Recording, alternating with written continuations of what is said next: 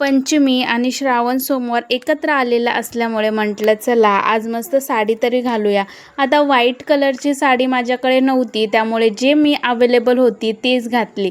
आता बाया वाट बघून बघून गेल्या होत्या, पण आमचं बाळ उठलं होतं त्यामुळे मला लेट झालं.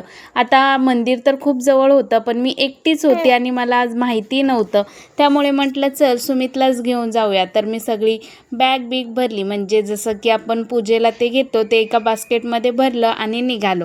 आता मी जाताना बघत होते की किती जवळ मी चालतसुद्धा येऊ शकले असते, पण बाळामुळे आता मला ते जमत नाही, कारण जास्त लांब जायचं म्हटलं की लगेच फोन आला की रिटर्न पण जावं लागतं.